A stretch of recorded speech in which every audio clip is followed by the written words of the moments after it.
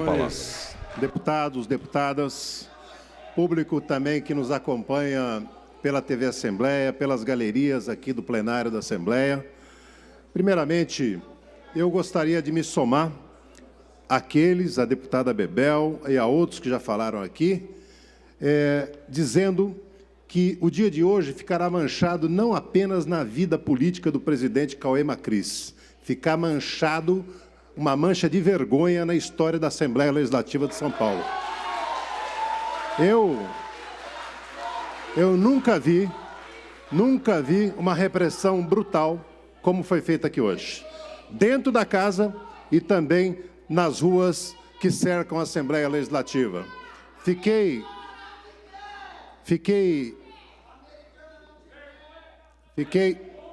impressionado que até nos corredores da Assembleia, balas de borracha disparadas. A deputada Marcelia e eu respiramos gás de pimenta ao tentar conter o avanço da tropa de choque nos corredores da Assembleia Legislativa, numa demonstração de que a casa que era para ser a casa de debate, a casa de conversa, a casa de entendimento, a casa de construção democrática, se tornou palco da repressão. São Paulo hoje, eu já vi, no outro período que eu fui deputado, eu convivi aqui, deputado Campos, com vários presidentes, inclusive com o pai do atual. Convivi com Walter Feldman, convivi com Vanderlei Macris, convivi com Rodrigo Garcia, parte deles. Nunca vi, fui primeiro secretário na gestão do Sidney Beraldo. Nunca vi repressão tão vergonhosa como essa, atitude tão covarde tomada dessa forma. Segunda coisa que eu queria dizer que hoje essa Assembleia sepulta. Eu fico impressionado como alguns deputados vêm aqui e ainda desafiar os outros, desafiar o público, para dizer, culpar aqueles que estão lutando arduamente para defender o seu direito. Bebel, hoje, muitos milhares de servidores, centenas de milhares, voltarão para suas casas refazendo o plano da sua vida. Alguém pega uma água para mim, fazendo favor? Refazendo o plano das suas vidas, que entraram no serviço público para se aposentar dignamente, que entraram, sabe, tanto no judiciário, até no legislativo e nas carreiras que tanto se fala aqui de policiais, de bombeiros, de professores, entraram com uma expectativa e hoje, pela ação dessa casa, pela obediência dessa casa ao João Dória, eles perderão essa expectativa de direito e terão que refazer os planos da sua vida. E ainda querem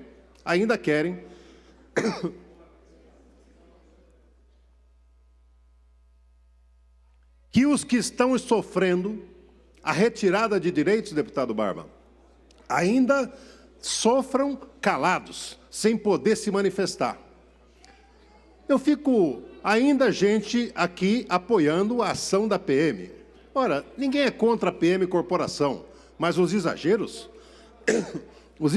nós vamos ser contra sempre.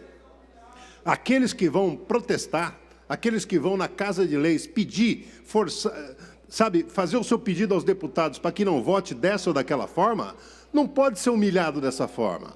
Isso é escandaloso na história dessa casa. E eu acho que ficará realmente uma mácula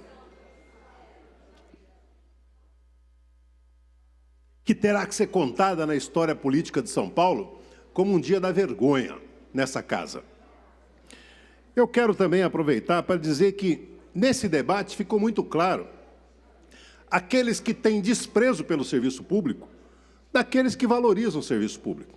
O Brasil virou moda, infelizmente, deputado Campos, acusar o servidor pelas desgraças do país. É a coisa mais fácil.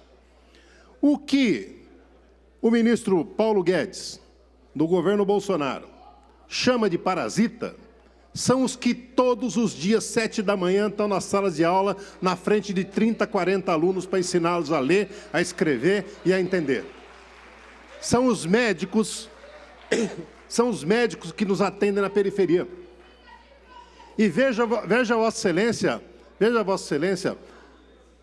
até agora, no tal dessa nova epidemia do coronavírus, deputado Enio, foi pelas mãos de 3 pesquisadores da Universidade de São Paulo, não foi nenhuma particular, que sequenciou o genoma para descobrir a sequência do vírus. Será que as pessoas não conseguem pensar no valor do serviço público? Será que não conseguem valorizar? Será que não conseguem pensar que quando você retira serviço público, você está tirando de quem mais precisa? O equilíbrio de contas do Estado, ele pode ser buscado e deve ser buscado, mas não à custa de retirar direitos, à custa de economizar naquilo que não precisa.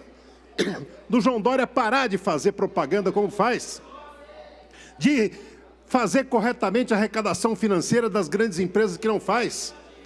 E esse serviço público tão vilipendiado, Eu quero dizer também uma coisa à minha colega deputada Janaína Pascoal.